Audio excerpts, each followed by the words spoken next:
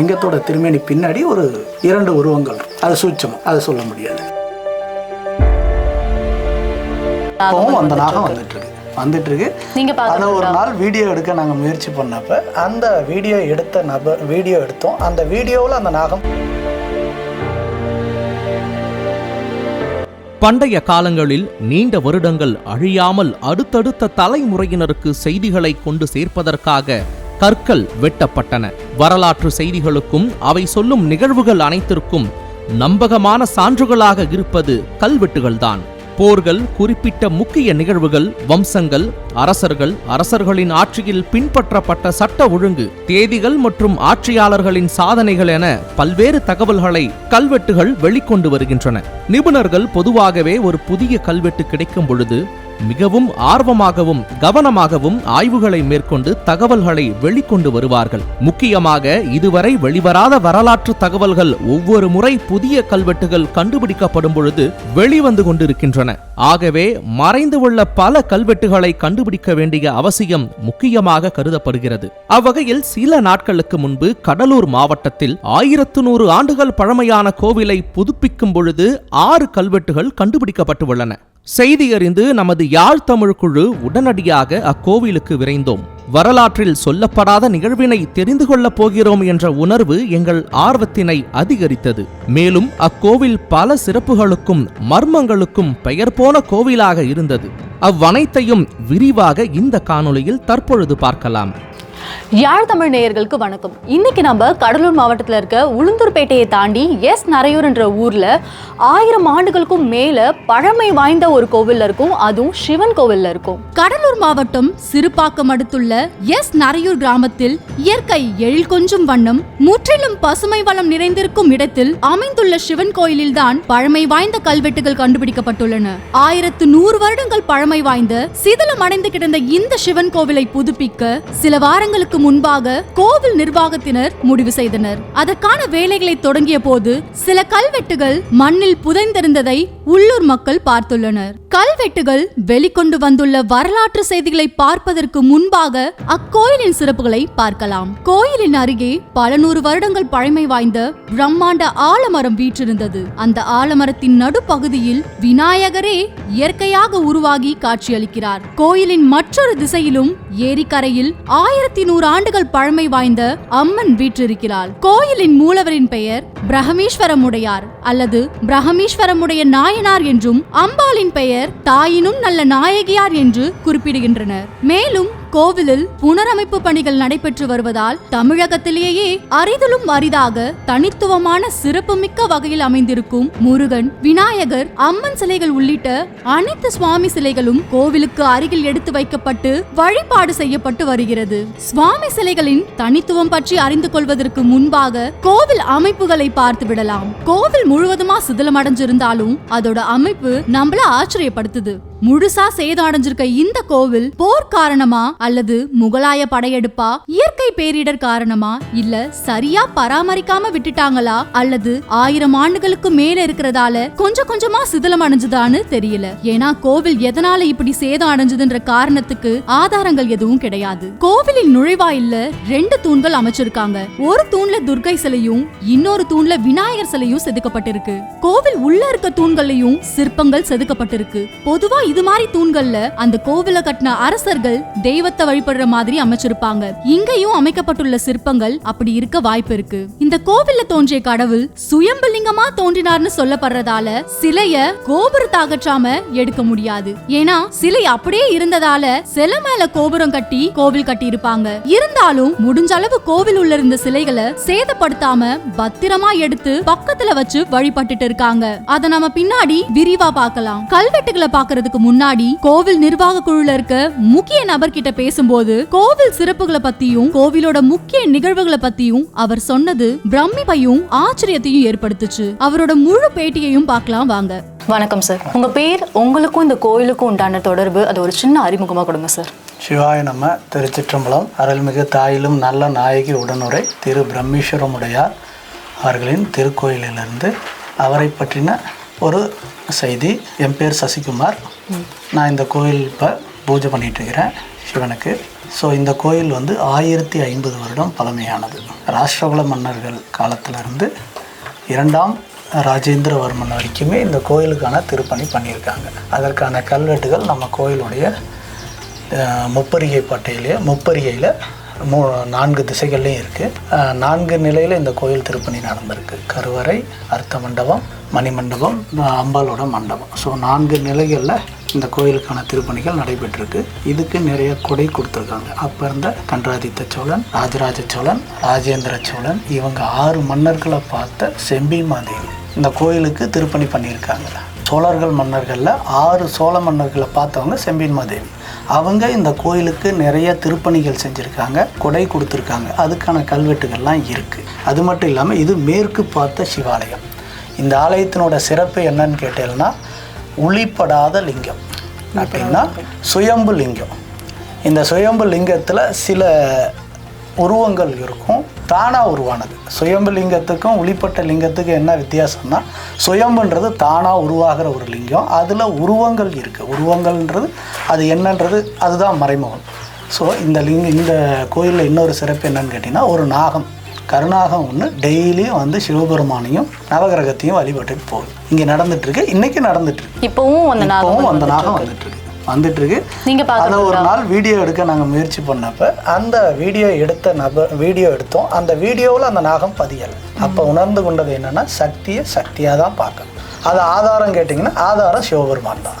So ஆதாரத்தை தேடுறதுல பிரயோஜனம் கிடையாது, அனுபவிக்கத்தான் கற்றுக்கணும். சக்தியை வந்து நாம் உணர பழகணுமே தவிர ஆதாரத்தை தேடி அலையக்கூடாது. இப்போ இந்த கோவிலில் இத்தனை கல்வெட்டு இருக்கிறதா சொல்லியிருக்காங்க. இதுக்கு முன்னாடி ஏன் இது எதுவுமே நம்ம கண்டுபிடிக்கவே இல்லைல்ல? இப்போ தானே இதெல்லாமே சரி செய்யப்பட்டு கல்வெட்டுகள்லாம் கிடைக்கப்பட்டிருக்கு. இதுக்கு முன்னாடி சரி செய்யலையா? 60-70 வருஷத்துக்கு முன்னாடி ஒரு திருப்பணி நடந்திருக்கு. அதாவது ஒரு 100 ஆண்டுகள் அதுக்கும் கல்வெட்டு இருக்குது. அந்த கல்வெட்டை தேடிட்டு இருக்கோம்.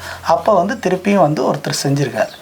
அதனோட பேர் அங்கே இருக்குது. அந்த அவருக்கு அப்புறம் இது வரைக்கும் திருப்பணி நடக்கலை, சிதலமாகிடுது. அங்கங்கே கொஞ்சம் இதானதுனால அது உள்ளே போகிறதுக்கு பயந்துக்கிட்டு விட்டுட்டாங்க. இப்போ இதெல்லாம் எடுத்து வெளியே வச்சு ஊர் பொதுமக்கள் எல்லாம் ஒன்றா சேர்ந்து ஒரு ஷெட்டு போட்டு சாமிக்கு அபிஷேகம் ஆராதனை பண்ணணும். இப்போ இங்கேருந்து சாமி சிலைகள்லாம் பக்கத்தில் இதே இடத்துல கோயில் இடத்துலையே பக்கத்தில் ஷெட்டு போட்டு உள்ள திருமேனிகள் எல்லாம் வச்சு பூஜை நடந்துட்டுருக்கு. இப்போயும் அந்த நாகம் அந்த எம்பெருமான் சிவபெருமானுடைய லிங்கத்தை வந்துட்டு தான் இருக்காங்க, வணங்கிட்டு தான் இருக்காங்க. பார்த்தவங்க இருக்கிறாங்க. குறிப்பிட்ட சில நபர்கள் மட்டும் பார்த்துட்டு ரெகுலராக பார்க்குறாங்க. நீங்கள் பார்த்துருக்கீங்களா? நானும் பார்த்துருக்கேன். அன்னைக்கு தேதி என்னப்பா, பிரதோஷ வழிபாடு, சனி பிரதோஷத்தன்னைக்கு பார்த்தோம். அதுக்கு முன்னாடி 2 வாரத்துக்கு முன்னாடி, அதாவது அன்னாபிஷேகத்தை அன்னைக்கும் பார்த்தோம். கடந்த அன்னாபிஷேகம் 5 சோமவார விரதத்தில் 5வது சோமவார விரதம் காட்சி கொடுத்தாங்க, பார்த்தாங்க. ஒரு 20-30 பேர் அதை பார்த்தாங்க. அதை யாரும் டிஸ்டர்ப் பண்றது இல்லை. அது டிஸ்டர்ப் பண்ணாம இருந்தா அது அமைதியா இருக்கும். ஆமாங்க, இந்த சுயம்புலிங்கத்தை தரிசனம் பண்றதுக்காக தினமும் நாகம் வரதாகவும், மக்கள் பல நேரங்கள்ல அந்த நாகத்தை லிங்கத்து மேல பார்த்ததாகவும், வீடியோ எடுக்க முயற்சி பண்ணா அந்த நாகம் போயிடுறதாவும், அப்படியே வீடியோ எடுத்தாலும் வீடியோல அந்த நாகம் பதிவாகலன்னு அவர் சொன்னது ஆச்சரியத்தையும் பிரமிப்பையும் ஏற்படுத்துச்சு. கோவிலோட வரலாற்றை பற்றி கொஞ்சம் சொல்லுங்க சார். ராஷ்டிரகுல மன்னர்களுடைய திருவதிகை வரைக்கும் தான் அவங்களுடைய ஆளுமை அந்த இருந்திருக்கு. ஆனால் இங்கே இந்த கல்வெட்டு மூலிமா ராஷ்டிரகுல மன்னர்களுடைய ஆளுமை இது வரைக்குமே இருந்திருக்கு. மலைநாட்டை சேர்ந்த நரையூர் கூற்றம் அப்படின்னு அந்த கல்வெட்டில் இருக்குது. நரையூர் கூற்றம் அப்படின்னா, கூற்றம்ன்றது வட்டமாக இருக்கலாம், இல்லை ஒரு மாவட்டமாக கூட இருந்திருக்கலாம். மலைநாடு சார்ந்த நாட்டினுடைய ஒரு ஆளுமைக்கு உட்பட்ட ஒரு வட்டமாக இருந்திருக்கலாம். அரசாங்கம் இது வரைக்கும் என்னென்ன பண்ணியிருக்கு இந்த கோவிலுக்காக? இல்லை ஊர் மக்கள் வந்து எந்த மாதிரியான கோரிக்கைகள் அரசாங்கத்துக்கிட்ட வச்சுருக்கீங்க? ஊர் பொதுமக்கள் சார்பாக அரசாங்கத்துக்கிட்ட விண்ணப்பங்கள் கொடுக்கப்பட்டது. திருப்பணி செய்கிறதுக்கும் கொடுக்கப்பட்டது. நடவடிக்கைகள் வந்து காலதாபமானதுனால ஊர்க்காரங்களே ஒரு ட்ரஸ்ட்டு ஃபார்ம் பண்ணி, இந்த கோயில் பேரில் ஒரு நிர்வாக ட்ரஸ்ட்டு ஃபார்ம் பண்ணி அவங்க மூலிமா இப்போ கடந்த 3 வருஷமாக அவங்க மூலியமாகவே இந்த திருப்பணி வேலை நடந்துகிட்ருக்கு. கோயில் பூஜை பண்ணுறது, அதுக்கு ஆகிற செலவுகள் எல்லாமே ஊர் பொதுமக்களுடைய பணத்திலிருந்து, இண்டிவிஜுவல் பணத்திலிருந்து தான் எல்லாமே பண்ணிட்டு இருக்கு. அப்போ அரசாங்கம் இது வரைக்கும் எதுவுமே பண்ணலையா அந்த கோவிலுக்காக? எதுவுமே பண்ணல. அவங்களுக்கு இப்போ தான் எல்லாமே நாங்கள் சப்மிட் பண்ணியிருக்கிறோம். ஓகே, இப்போ தான் அரசாங்கத்திட்ட முறையிட்டிருக்கிறோம். அது வந்து இப்போ ரீசெண்டாக வந்து ஒரு 15 நாளைக்கு முன்னாடி வந்து பார்த்துட்டு போனாங்க. அரசாங்கம் வந்து கையகப்படுத்திக்கிறோன்னு சொல்லி அது ஊர் பொதுமக்கள் வந்து இப்போ அரசாங்கம் கையகப்படுத்திக்கிட்டா அவங்க பொறுப்புல வந்து நீங்க விட்டுருவீங்க, கோவில் அவங்க எடுத்தது? அது ஊருக்காரவங்க வந்து என்ன சொல்லிட்டாங்கன்னா, நாங்கள் எங்கள் ஊர் கோயிலை நாங்களே பராமரித்து கட்டடம் கட்டுறதுலேருந்து எல்லாம் பண்ணிக்கிறோம், பர்மிஷன் மட்டும் இப்போ கேட்கறதுக்காக வர புதன்கிழமை போகிறோம். அதாவது கோயில் கட்டுறதுக்கான அனுமதி வாங்குறதுக்கு ஊர் பொதுமக்கள் எல்லாம் சேர்ந்து நீங்களே கோவில் கட்டிக்கிறதுக்காக அனுமதி வாங்குறதுக்காக போகிறோம். அவங்களும் பேசிட்டோம், தரேன் இருக்காங்க. சரி. 9ஆம் நூற்றாண்டு அந்த காலகட்டத்தில் கோயில் கட்டப்பட்டிருக்கு. கட்டப்பட்டதுக்கான வரலாறு இன்னும் உள்ளதாக இருக்குது. இதை திருப்பணி செஞ்சவங்களுடைய வரலாறு தான் இப்போ நம்ம கை கிடச்சிருக்கு. 6 சோழ மன்னர்கள், செம்பியன் மாதேவி, ராஷ்டிரகுல மன்னர்களுடைய அந்த வரலாறுகள் தான் இப்போ கிடைக்கப்பட்டிருக்கு. கட்டப்பட்டவங்களோட வரலாறு இன்னும் கிடைக்கப்படலை. அது நாங்கள் தேடின்னு இருக்கோம். அது திருப்பணி செய்யும் போது கிடைச்சதுன்னா அதையும் நாங்கள் இப்போ என்ன பண்ணலான் இருக்கோம்னா, ஊர் பொதுமக்கள் வந்து தன்னுடைய சொந்த நிதி பணத்தில் எல்லாரும் ஒரு வரி போட்டு கோயிலை கட்டலான்னு முடிவு பண்ணியிருக்கோம். கவர்மெண்ட்டை கேட்டிருக்கோம், தரேன் இருக்காங்க. அதுக்கான ப்ராசஸ் இப்போ நடந்துட்டு இருக்கு. தலைவர் இன்னைக்கு இல்லை, அவர் தலைவர் வந்தோன்னா அவரை வச்சு நாங்கள் இன்னைக்கு வர புதன்கிழமை போகலான் இருக்கோம். இந்த கோவிலோட சிறப்புகளும் அது மட்டும் இல்லாமல் இந்த ஊரில் வந்து கோவில் வந்து பழமையான கோவில்களுக்கு நிறைய விஷயங்கள் வந்து சொல்லியிருக்காங்க. அதை பற்றின பல விஷயங்கள் சொல்லுங்கள் சார். அப்படியே நான் சொன்னது தான் இது சுயம்பு லிங்கம். இந்த சுயம்பு லிங்கத்துக்கு என்ன சிறப்புன்னா, மேற்கு பார்த்த லிங்கங்கள் எல்லாமே பார்த்துட்டேன்னா கல்யாண யோகம் கொண்டது. அதாவது இங்கே கல்யாணம் நடக்கலைன்னா இங்கே வந்து 48 நாள் இறைவனை நினச்சி வழிபட்டு மனமாற விளக்கு போட்டோம்னா 48 நாள் ஒரு மண்டலம் விளக்கு போட்டோம்னா கல்யாணம் ஆகாதவங்களுக்கு கல்யாணம் நடக்குது, குழந்தை இல்லாதவங்களுக்கு குழந்தை பாக்கியம் மற்றும் கடன் பிரச்சனைகள், ராகு கேது பிரச்சனை. முன்னையே சொன்ன ஒரு நாகம் வளம் வருதுன்னு சிறந்த தலமாக நான் எதுக்கு பார்க்குறேன்னா, ராகு கேது பிரச்சனை இருக்கவங்க இங்கே வந்து இறைவனை வழிபட்டு விளக்கேற்றிட்டு போய் முறையிட்டு போனால் அதுக்கான நிவர்த்திகள், சனி தோஷ நிவர்த்திகள். ஏன்னா இங்கே அந்த நாகம் சனியை வந்து வணங்குது, நவகிரகத்தில் சனியை வணங்குது, தோஷ நிவர்த்தி. ஏன்னா இங்கே ஒரு அம்மா அதுக்கு சாட்சி இருக்காங்க. எப்படின்னா 48 நாள் விளக்கேற்றிட்டு அவங்க விளக்கேற்றி முடிச்சு 3ஆவது நாளே அவங்களோட வேண்டுதல் நடந்தது. அதுக்கப்புறம் மேற்கொண்டு இவங்க போய் எல்லாத்திட்டையும் சொல்லி மற்றவங்க எல்லாம் வழிபட ஆரம்பிச்சாங்க. இப்போ இங்கே வந்து என்ன சிறப்புனா, பிரதோஷ வழிபாடு சிறப்பாக இருக்கும். சோமவாரம் அடுத்து வர ஆருத்ர தரிசனத்துக்கு பூஜை நடக்கும். அடுத்ததாக பார்த்துட்டேன்னா மகா சிவராத்திரிக்கு வந்து 6 கால பூஜையும் இங்கே நடக்குது. 6 கால பூஜையும் கடந்த 3 வருஷமா 6 கால பூஜையும் நடக்குது. அன்னாபிஷேக பூஜையும் நடக்குது. அனைத்து பூஜைகளும் இங்கே நடக்குது. தமிழ் ஆகம விதிப்படி 12 திருமுறையிலிருந்து 4 பாடல் பெற்ற அந்த பதிகங்கள் மூலியமா தான் இங்கே பூஜை நடக்குது. இங்க இருக்கிற கோவிலுக்கு கொஞ்சம் தூரம் தள்ளி துர்கை அம்மன் ஒரு கோவில் இருக்கிறதா நீங்க சொல்லுங்க. அது வந்து சுயம்பு துர்கை. அந்த துர்கைக்கு என்ன ஒரு சிறப்புன்னு கேட்டீங்கன்னா, அந்த சுயம்பு 12 கரங்களோட உள்ள அந்த தாயோடைய கையில ஒரு பக்கம் சங்கு, இன்னொரு பக்கம் சங்கு சக்கரம். அதே போல இங்க உள்ள இருக்கிற விநாயகர் வந்து சிலை வடிவம் கிடையாது, கற்சிற்பம். கருப்பு சிற்பத்துல 2 பக்கமும் சங்கு சக்கரமும் பொருத்தப்பட்டிருக்கு. எந்த விநாயகர் கையிலையும் சங்கு சக்கரம் இருக்கு, இங்க இருக்கு. ஸோ அது ஒரு சிறப்பு. அது மட்டும் இல்லாம அப்பா சிவபெருமான் லிங்க திருமேனியில வந்து பார்த்துட்டேன்னா நாகம் இருக்கும். நாகத்துடைய உருவம், அதாவது ஜடாமுடி மேல நாகம் வந்து இந்த சைட்ல இருக்கும். இந்த பக்கம் காட்சி கொடுக்கக்கூடிய நாகம் லிங்கத்துடைய திருமேனியில இடது பக்கத்துல நாகத்தோட ஜடாமுடி மேல நாகம் படுத்திருக்கிற மாதிரி இருக்கும். இதெல்லாம் அதோட சிறப்பு. அதனாலதான் இந்த கோயில வந்து ஒரு நாகம் டெய்லியும் வலம் வருது. ஏன்னா அந்த நாகம் சுயம்புலயே அந்த நாகம் இருக்கு. அது மட்டும் இல்லாம பின்னாடி பின்னாடி லிங்கத்தோட திருமேனி பின்னாடி ஒரு 2 உருவங்கள். அது சூட்சம், அதை சொல்ல முடியாது. நாகத்துக்கான அந்த பலனை ஏன் இதை சொல்றேன்னா, இதையும் சொல்ல மாட்டோம். ஆனா ஏன் சொல்றேன்னா, பரிகாரத்துக்கு உண்டான காரணம் ஏதாச்சும் சொல்லணும். அதுக்காக இந்த உண்மையை சொன்னா பின்னாடி இருக்கிற சூட்சமத்தை சொல்லக்கூடாது. ஏன்னா சூட்சமத்தை சக்தியா பார்க்கணும். அதை நம்ம ஆராய ஆரம்பிக்கும். மனிதனுக்கு அந்த அளவுக்கு சக்தி கிடையாது. ரொம்ப நன்றி உங்களோட டைம் ஒதுக்கி இவ்வளவு விஷயங்கள் சொன்னதுக்கு. கூடிய விரைவில் வந்து புதுப்பொருளுடன் நாங்கள் எங்க குழுவோடு வந்து கோயிலை பார்க்கறதுக்கு ஆர்வமா இருக்கோம். ரொம்ப நன்றி. ரொம்ப நன்றிமா. அனைவரும் வந்து இறைவனுடைய திருவருளை பெறுறதுக்கு இந்த கோயிலை நாடி வந்தவங்க எல்லாத்துக்குமே நாடினோர் எல்லாம் தேடிய கண்ட பொருளை பெற்றுக்கொள்ளலாம். ஏன்னா இறைவன்ட்டு அவ்வளோ அதீத சக்தி இருக்கு. ஆற்றல் மிகுந்த இந்த கோயிலில் தாங்கள் வந்து வணங்கி அதற்கான பேராற்றலை பெறணும், இன்புற்று வாழணும்னு அனைவரையும் வேண்டிக்கிட்டு எல்லாம் உள்ள எம்பெருமான் ஈசனோட அருளால என்று சொல்லிக்கொண்டு சிவாய நம்ம திருச்சிற்றம்பலம். அடுத்து இங்கு இருக்கக்கூடிய கல்வெட்டுகள் எங்கே கண்டுபிடிக்கப்பட்டது என்றும், மேலும் அந்த கல்வெட்டுகளை தற்பொழுது பார்க்கலாம். இதுதான் கண்டுபிடிக்கப்பட்ட அந்த கல்வெட்டுகள். கிட்டத்தட்ட 1100 ஆண்டுகள் ஆனாலும் புதைந்திருந்த அந்த கல்வெட்டுகள் தற்பொழுதுதான் கண்டுபிடிக்கப்பட்டுள்ளன. இந்த கல்வெட்டுகள் கூற வரும் வரலாற்று தகவல்கள் என்ன என்பதை தெளிவாக பார்க்கலாம் வாருங்கள். ஸ்வத்தி ஸ்ரீ கச்சியும் தஞ்சையும் கொண்ட ஸ்ரீ கண்ணர தேவருக்கு யாண்டு 13வது மிலாட்டு கூற்றத்து நரையூர்ந்து வாழும் கங்கப்பள்ள சதனன் புத்தரை எடுத்து பிரம்மேஸ்வர முடையார்க்கு வைத்து நொந்தா விளக்கு ஒன்று இது இறக்குவான் 7 நூழியும் மறுப்பன் இது பன்மகஸ் வரஷை என்கிறது ஒரு கல்வெட்டு. இது ராஷ்டிரகூட மன்னர் கன்னரதேவனின் கல்வெட்டு என நிபுணர்கள் கண்டறிந்தனர். வரலாற்றில் ராஷ்டிரகூட மன்னர் 3ஆம் கிருஷ்ணரே கன்னரதேவன் என குறிப்பிடப்படுகிறார். ஆகவே இந்த கல்வெட்டின் காலம் கிபி 949 முதல் 967 இருக்கலாம் என்றும், கிபி 949 நடந்த தக்கோல போருக்கு பிறகு இந்த பகுதி ராஷ்டிரகூடர் ஆட்சியின் கீழ் இருந்து உள்ளது என்பதற்கு இந்த கல்வெட்டு ஒரு முக்கிய ஆதாரமாக பார்க்கப்படுகிறது. ராஷ்டிரகூடர்களின் ஆட்சி 1ஆம் பராந்தக சோழனின் ஆட்சி காலத்தில் வடக்கில் திருக்காளஹஸ்தி முதல் தொண்டை மண்டலம் வரை சோழராட்சி பரவி இருந்தது என்ற போதிலும் தக்கோல போருக்கு பிறகு ராஷ்டிரகூடர்களின் ஆட்சி நாடு முழுவதும் பரவியது. கிபி 949க்கும் கிபி 967க்கும் இடைப்பட்ட காலப்பகுதியில் கன்னரதேவன் என்று அழைக்கப்பட்ட இந்த 3ஆம் கிருஷ்ணன் சோழர் நாட்டின் பல பகுதிகளை கைப்பற்றினார். தக்கோல போரில் சோழ இளவரசர் ராஜாதித்தினை வீழ்த்திய கன்னரதேவன் தொடர்ந்து சோழர்களின் எல்லை பரப்பை சுருங்கச் செய்தார்.